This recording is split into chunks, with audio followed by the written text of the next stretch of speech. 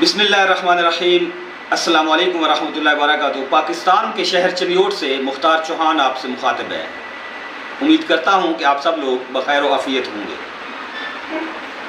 آج بھی آپ کے لیے ایک بہت ہی خوبصورت قسم کی سٹوری لے کر آیا ہوں۔ ہسٹوریکل سٹوری ہے، محمود غزنوی کے بارے میں سٹوری ہے، تو آپ نے یہ سٹوری پوری سننی ہے، بہت مزہ آئے گا۔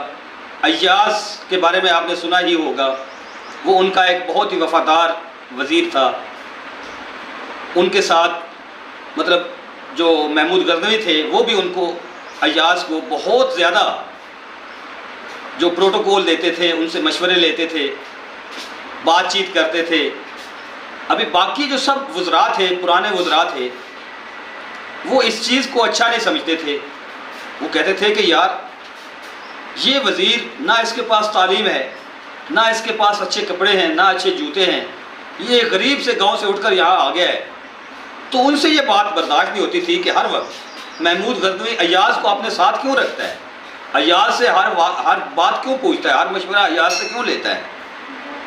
تو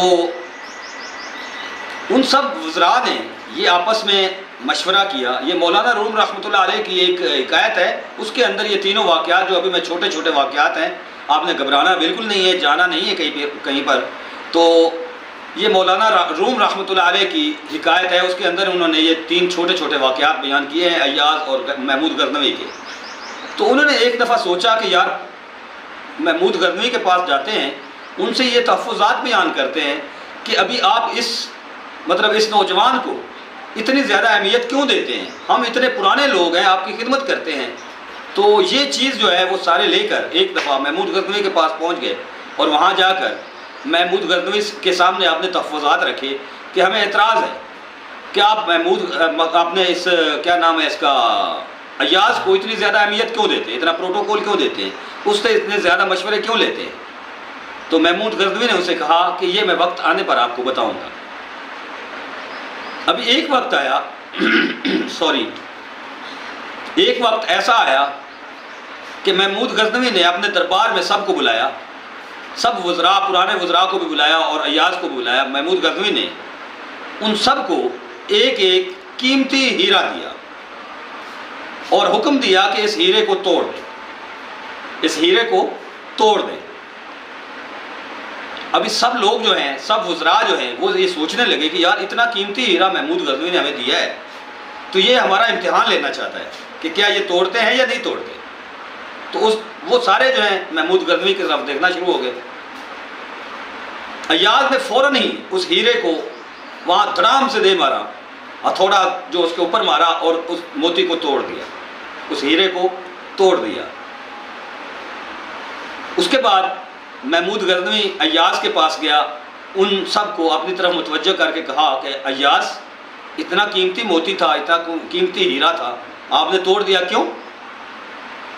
تو ایاز کہنے لگے کہ سلطان بادشاہ سلامت، جب آپ نے مجھے حکم دیا کہ یہ قیمتی ہیرا ہے، آپ اس کو توڑ دیں، سب کو حکم دیا، تو میں نے اپنے دماغ کے اندر یہ بات سوچی کہ کیا میرے لیے یہ قیمتی ہیرا زیادہ قیمتی ہے یا کہ میرے سلطان، میرے بادشاہ کا یہ جو حکم ہے یہ زیادہ قیمتی ہے۔ تو میرے دماغ نے مجھے کہا کہ نہیں، آپ کے سلطان کا حکم، آپ کے بادشاہ کا حکم آپ کے لیے قیمتی ہے۔ تو اس وقت اس ہیرے کی کوئی اوقات ہی نہیں رہی تھی، اس لیے میں نے اس کو توڑ دیا۔ تو محمود غزنوی نے کہا کہ دیکھا، اس لیے میں آپ سے کہتا تھا کہ ایاز کو آپ کبھی نہیں پہنچ سکتے، آپ چاہے جتنے بھی پرانے ہیں، آپ چاہے جو بھی ہیں، میری خدمتگار ہیں، کب سے خدمتگار ہیں، لیکن ایاز کو آپ کبھی بھی نہیں پہنچ سکتے۔ وہاں سے وہ شرمندہ ہو کر سارے چلے گئے۔ ابھی پھر بھی وہ اعتراض کرتے تھے، وہ یہی کہتے تھے کہ نہیں یار، ہم نے اس کو سائٹ پر لگوانا ہی لگوانا ہے، ہم نے اس کو سائٹ پر لگوانا ہی لگوانا ہے، اس میں کیوں ایسا، یہ کیوں اس کو زیادہ پروٹوکول دیتے ہیں۔ اچھا کیا ہوا کہ اگلی دفعہ محمود غزنوی نے بہت ہی کڑوے قسم کے کچھ فروٹ لائے اور تمام وزراء کو وہاں پر اپنے دربار میں اکٹھا کیا، ساتھ ایاز بھی تھے۔ ایاز کو جب وہاں پر بلایا گیا تو محمود غزنوی نے اپنے وہ سارے جو فروٹ ان کے پاس تھے، بہت ہی کڑوے تھے، وہ ان سب کو دیے کہ یہ آپ جو ہے یہ سارے کھائیں، میرے سامنے کھائیں، میرے سامنے کھائیں۔ ابھی جو ہی سب نے ایک ایک، وہ پنجابی میں کہتے ہیں چکی ماری، چک مارا اس کو، تو بہت ہی کڑوے تھے، زہریلے تھے فروٹ، سب نے چھوڑ دیے۔ کہتے ہیں کہ جی اتنا کڑوا فروٹ ہم کیسے کھا سکتے ہیں؟ جب محمود غزنوی نے ایاز کی طرف دیکھا تو وہ اپنا جو وہ فروٹ کا دانہ تھا وہ کھا چکے تھے، پورا کا پورا دانہ۔ محمود غزنوی نے ایاز سے پوچھا، ایاز کیا آپ کا فروٹ کا جو دانہ تھا وہ کیا کڑوا نہیں تھا، میٹھا تھا، آپ کیوں کھا گئے؟ تو ایاز کہنے لگے کہ بادشاہ سلامت، آپ ہمارے سلطان ہیں، آپ اتنے عرصے سے ہمیں بہترین قسم کا کھانا کھلا رہے ہیں، بہترین قسم کے کھانے ہم کھا رہے ہیں آپ کے ہاں، تو آج اگر آپ نے ہمیں یہ ایک کڑوا فروٹ دے دیا ہے تو اس کے کھانے میں ہمیں کیا اعتراض ہو سکتا تھا؟ اسی لیے تھا کڑوا ہی لیکن میں کھا گیا، آپ کا حکم میرے لیے بہت زیادہ قیمتی تھا، اس کڑواہٹ سے کہیں زیادہ اوپر تھا۔ تو محمود غزنوی نے باقی سب کو اشارہ کرتے ہوئے کہا کہ یہ ہے محمود، یہ ہے ایاز، اس کے بارے میں آپ کو کہتا تھا، جس کے بارے میں آپ کو اعتراض ہوتا ہے۔ تو ابھی شاید آپ بات سمجھ چکے ہوں گے، ایک دفعہ پھر شرمندہ ہو کر سارے کے سارے وہاں سے غائب ہو گئے۔ ابھی پھر بھی وہ اعتراضات نہیں چھوڑتے تھے۔ محمود غزنوی کو اکثر ان کی باتیں سننے کو ملتی تھی کہ سب لوگ اعتراض کرتے ہیں کہ ایاز کو زیادہ پروٹوکول ملتا ہے، ایاز سے زیادہ مشورے لیے جاتے ہیں۔ تو انہوں نے ایک اور الزام جو ہے وہ ایاز پر لگانا شروع کر دیا۔ محمود غزنوی کے پاس کچھ وزراء گئے اور کہا کہ ایاز جو ہے یہ اس اپنے کمرے میں اس نے ایک بکسہ رکھا ہوا ہے، اس بکسے کے اندر یہ کافی ساری سی چیزیں جو ہیں ادھر شاہی خزانے سے چیزیں چھپا کر لے جاتا ہے اور اس بکسے کے اندر رکھتا ہے، کیونکہ یہ روزانہ اپنے بکسے کو کھولتا ہے، اس کے اندر کوئی چیز رکھتا ہے۔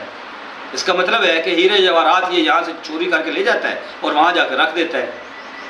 تو محمود غزنوی نے ان سب کو، وزراء کو بھی بلایا اور ایاز کو بھی بلایا اور ایاز سے کہا کہ ایاز آپ کے خلاف ایک الزام آیا ہے میرے پاس، آپ روزانہ یہاں شاہی خزانے سے چیزیں چوری کر کے لے جاتے ہیں اور اپنے کمرے میں بکسے کے اندر جا کر رکھتے ہیں، تو کیا آپ اپنا بکسہ یہاں پر منگوا سکتے ہیں دربار کے اندر؟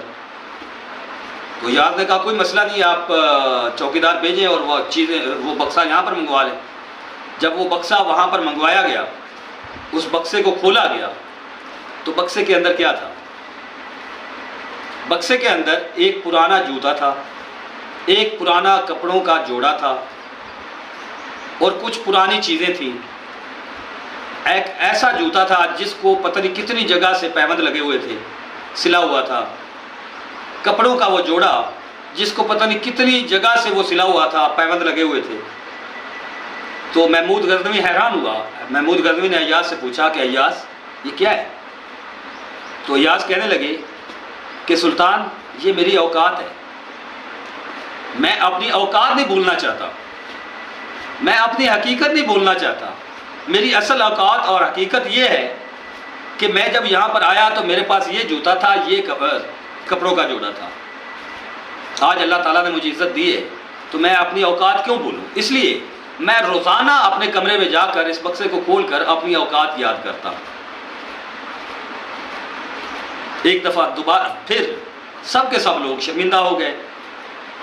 تو یہاں پر میری اس سٹوری کا اختتام ہوتا ہے۔ امید کرتا ہوں کہ آپ کو یہ میری ویڈیو پسند آئی ہوگی۔